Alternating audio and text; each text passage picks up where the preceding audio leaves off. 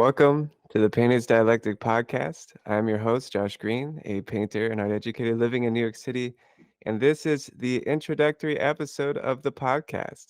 The Painter's Dialectic is the title. I am the painter, and I carry out dialectic, a type of critical dialogue, with co-host of art, Kenny Jordan. Can you say hey? Hey everyone. So Kenny is an artist based on the Gulf Coast, and he exhibits in New Orleans. And our co-host of philosophy, Dylan Ngan. Dylan, say hey. Hi. So Dylan is a moral philosopher and a Buddhist scholar living in London. So this podcast is an art project expanding ideas of art into living a critically creative life. I was inspired to make this podcast after rereading a few of the Platonic dialogs. In ancient Greece, having the ability and time to discuss philosophy was the ultimate end in life. It is an act of pure freedom and self mastery. Together, we demonstrate our freedom through critically creative thought. On this podcast, Kenny and I focus on creating new philosophies of art, while me and Dylan cover the essential topics to living a critically creative life. Okay? So now we'll briefly introduce ourselves. So, why should you listen to me? Well, I don't know if you should, but me and Kenny got our BFA in studio art together at the University of West Florida. I then moved to Florence, Italy, where I studied Old Master painting techniques at the Florence Academy of Art. And then I got my master's at the Alfred Dusseldorf MFA program, split between Dusseldorf, Germany, and New York. And now I am a working artist and I work in many aspects of the art world in New York City. And I've also been teaching art since 2015. And I have my own ideas from this wide variety of art education and the experiences. I also have a background in meditation, mainly Zen meditation, and also Western esoteric traditions. And I'm very into science. I studied medical illustration briefly. I've been in all kinds of things. So you'll see that me trying to bring that diversity to the podcast. Kenny, would you like to go next? Sure. I'm a working artist in Pensacola, Florida, and art educator. I'm really here because I care about healthy artists, and it's simply as that. And what type of art do you do? I work in crayon, so I kind of developed my own style of using crayons as a drawing tool rather than a coloring tool, and from there I go back and forth for like my own discernments and come here to discuss them with you two. Any particular reason you chose crayons? It was the first thing that was in my hand at the time of like a deep thought, I guess. So I just put it to use. Okay, so going Yeah. back to your starting point, and mainly your art focuses on, Relationship between people and in environments. yeah. And Yeah. also, you've done a lot of diving into meditation practices and philosophy and things like that as well. I've come to know that's what I've been doing this whole time, but I was Kenny's just been living doing a life. lot. Yeah. And Yeah. Dylan, would you like to introduce yourself? Yeah, so I'm currently a PhD student at UCL. I also did my MPhil and my bachelor's at UCL as well. I studied philosophy for my undergraduate, and I wrote a thesis on the self, which is what got me into Buddhism, because they famously had a no self thesis. Then in my MPhil thesis, I wrote about Buddhist moral responsibility, and I'm continuing to do that now for my PhD thesis. So Buddhism wasn't originally going to be my main focus. I thought I was going to do something metaphysical, but turns out Buddhism has a lot to say about the metaphysical, which has brought me here. And I was also interested in the relationship between the metaphysical and how we live our lives, hence Buddhist moral responsibility. So that's my academic background. My personal background, I grew up in Hong Kong, so I always had that sort of cultural background. So I'm familiar with Chinese Eastern philosophy as well, so Taoism, Confucianism, that sort of thing. Not necessarily only Buddhism, but I would say in terms of my academic expertise, I'm only qualified to make academic claims in terms of Buddhism. The other stuff just comes from me talking to a lot of people about a lot of random things. Right. And kind of my idea was to bounce in between both of you, right? Kenny has developed a lot on his own, right? He has a very individual way of thinking about things and doing things because that's the way he's always been doing it.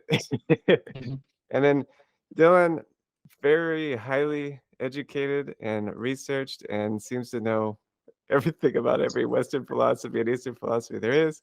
So I bounce back between, I'm the little guy that flies back and forth between these two extremes, gathering knowledge and building things. So that's kind of the idea of the podcast. It's kind of a broad podcast, but here is the thesis for it, right? So it's called the painter's dialectic. So in philosophy, Dylan can could correct me after this. He's the real philosopher. Philosophical dialectic is confined to logic. I know that's not the case completely, but I'm trying to make a point.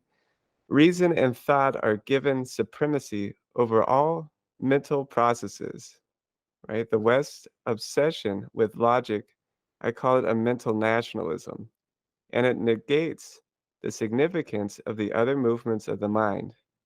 By contrast, the art of painting does not sort mental processes by hierarchy of importance. Painting deals holistically with consciousness, valuing both reasoning and intuition, thought and feeling, effable and ineffable, real and imagined. The aim of philosophical dialectics is deducing the truth. What then is the aim of Painter's dialectic? Through Painter's dialectic, the interlocutors expand their consciousness by bringing their awareness to all visible loci of the mind without discrimination. The aim is not deducing the truth, but to know oneself fully, like an accomplished world traveler who knows many destinations and how to get around. The act of traveling naturally brings one towards truth, empathy, and goodness. Through dialogue, the interlocutors explore the mind, chart new territory, and gain an understanding of what is within them. There is a place on the palette for all of the mind, and with its pigments we paint the unified dream of reality, so know thyself. Dylan, would you like to attack that first?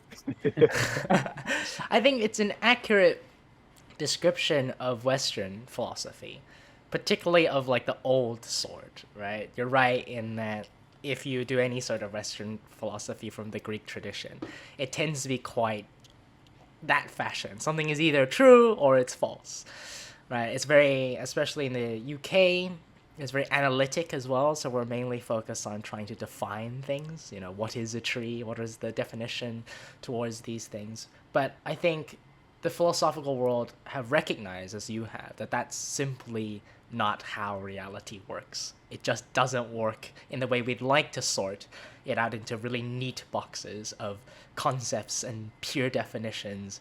It just doesn't function in that way. So I think you're perfectly on track with what others have realized, that this isn't sufficient. In which case, we need something else. We need other interpretations of how to understand the world we live in.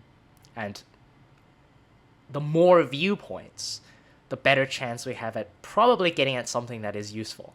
If, hopefully accurate, but at least useful. Right. That's not much of an attack. All right, great. I like that. And Kenny, what are your thoughts? I fully concur with Dylan. Just coming to seeing things of my own and just seeing a lot of things don't add up in just Western philosophy. That's what we grew up in. So taking my chance to explore other means of understanding and see where we get. Yeah, I think that painting for me is a way to liberate the mind, right? That's what it's become. I wanted to pursue, the commercial artist dream, but I find it kind of empty and meaningless. But along the way, all the education and what painting allows is a type of free thinking that isn't really in anything else, right? And there's so much more to the mind. And in the podcast, we cover, thinking about brain states, all the different brain states throughout the day and how to use them, how to use meditation. We go down different lines of thought. Me and Dylan do a series on epistemology. What is truth? And can we ever arrive to it? And ultimately, what we see is that Gödel showed us that we always need something outside of our system of truth to verify it, right? You can have proof and truth at the same time. And so, there's this whole world of instinct and intuition, mysteries of expanded states of consciousness that have been denied by kind of colonized thought, right? That there is one way of thinking and living that is superior, and we end up crushing the diverse religions that have been evolving for thousands of years, saying that they are primitive or whatever, and it's a big wound to the creativity of all of humanity. So, and there's also a lot against us. We now live, most of us live in a society of extreme abundance, right? And no longer is the main difficulty survival, but it is discipline and regulating yourself and fighting against sugar and drugs and alcohol and excessive sex and those who have too much become complacent and greedy, and those who have too little become desperate and lose their thinking abilities, and there's not a strong middle ground. And also we have all these states that are attempting to control thought and education systems that don't promote critical thinking. So this is our little act of freedom, right? Our little tiny stance against these giant, impossible forces. What do you guys think about that? Oh, okay. Yeah, art for me it was kind of like the equalizer between just life and then like fixing, or not say fixing, but dealing with some of these problems like you would notice in life. It was just very reminiscent of like one would like gain like emotional intelligence. So just having to sit with yourself in a lot of these circumstances and come home and try to like apply things that you may creatively be interested in, you will run into like similar thought processes. And then it's like, okay, I think there's a link between the two. So I think art and any type of self-reflection and like push or creation afterwards, I think they have to deal with a lot of this. Right. And me and Kenny's episodes mainly deal with the intuitive mind, right? A lot of the things we talk about are very loose, maybe a little bit irrational. But if you're an artist, that's the space you have to go into to really create something new. You have to transcend the irrational system, break your norms of thinking to get to a new place, and then you integrate that within the known system. That's expansion, right? So just be aware of that. And Dylan, what are your thoughts?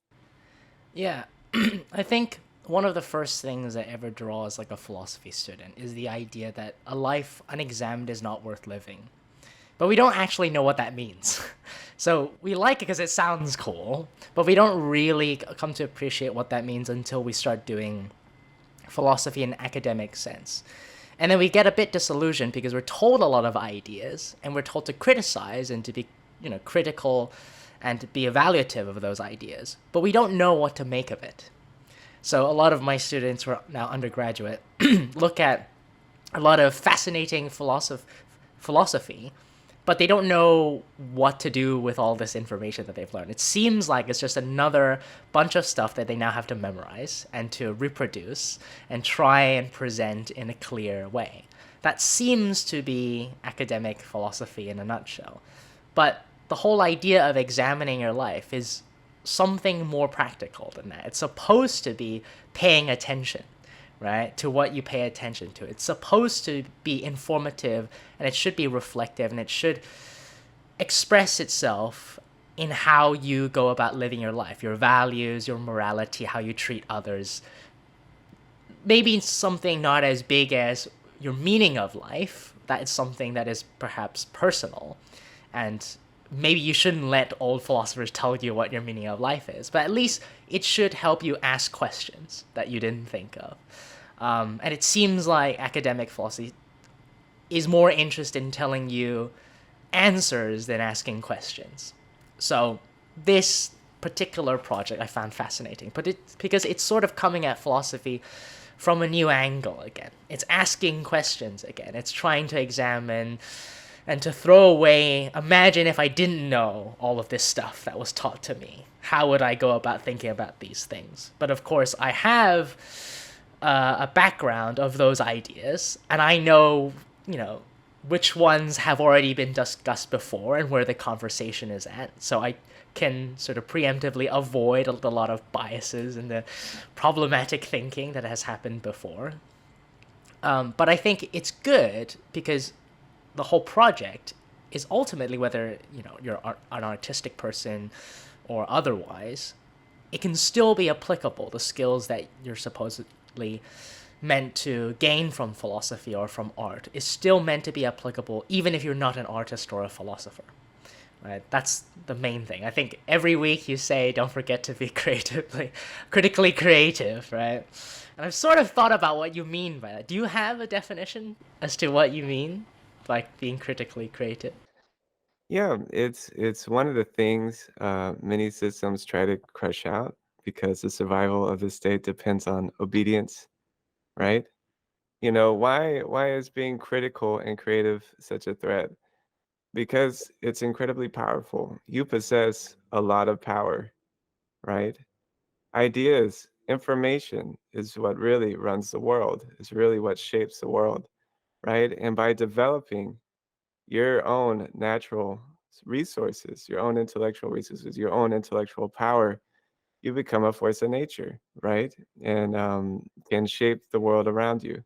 So thinking critically, you first need that ability to concentrate, to focus, and to critically analyze what is happening to you. The ultimate teacher is your life, right? That is the thing you need to study. That is the ultimate teacher is your life in nature. And you need to study it in depth, right? And first, you also need the second teacher is that little voice inside of you, that instinct, right? That intuition. Everyone else is just a guide. No one else has the answers for you. And we don't have this anymore. We listen to the guides and treat them as the ultimate teacher because we're used to an intellectual welfare state, right?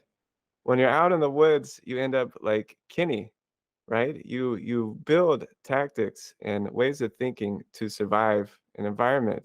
You adapt. You need creativity, right? Also, not just the criticalness to know what's happening, to comprehend what's happening.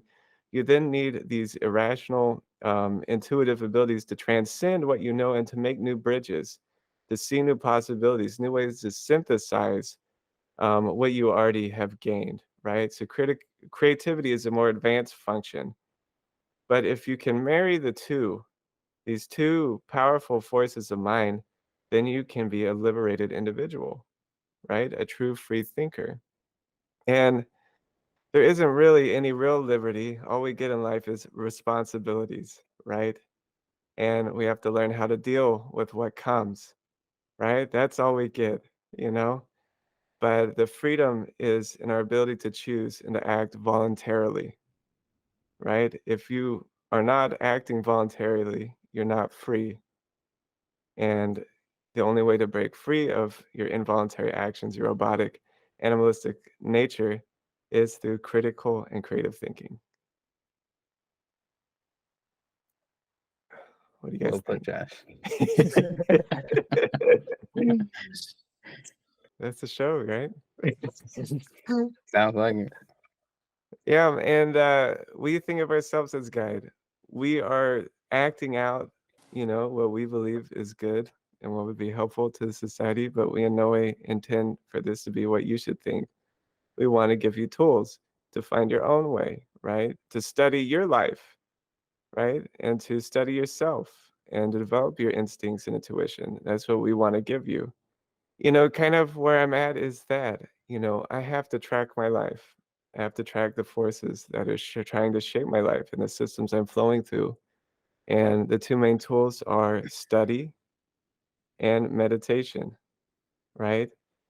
Being able to silence the mind and clear the mind out through meditation and the ability to concentrate and critically reflect on what I've already done and what's happening to me, right? Those are the two paths, critical and the creative.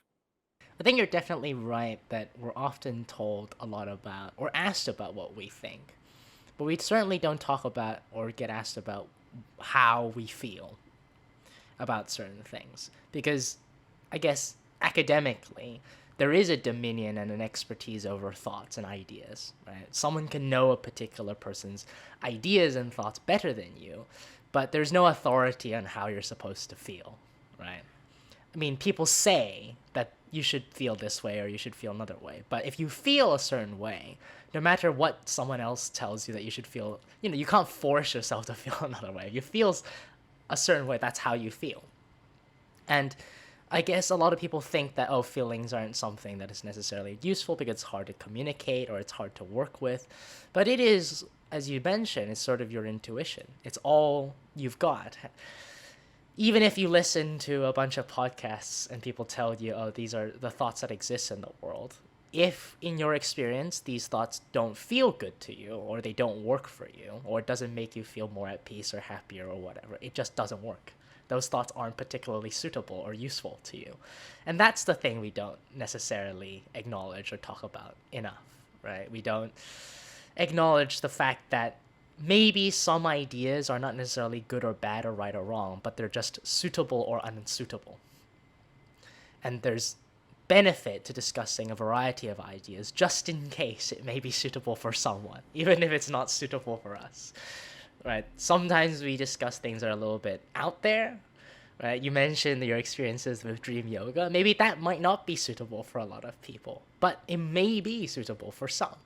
So it's worth discussing. It's not something that, we should throw out just because it happens to be a little bit out there. Although we do tend to hold back a little when it comes to this. That's right. Yeah, there's nothing more ignorant than throwing the things away out of fear or you think they're stupid, right? Mhm. Everything deserves, some looking into, right? Especially things that have been around for a few thousands of years. If they've been around that long, they probably have some utility, right? Yeah, what do you think, Kenny?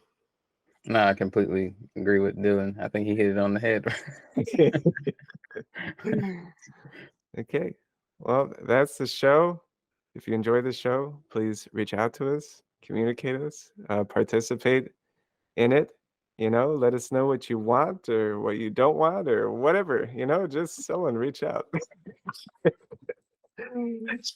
Yeah, thank you. Thank you for listening. I hope you enjoy the show. And remember to be critically creative. There we go.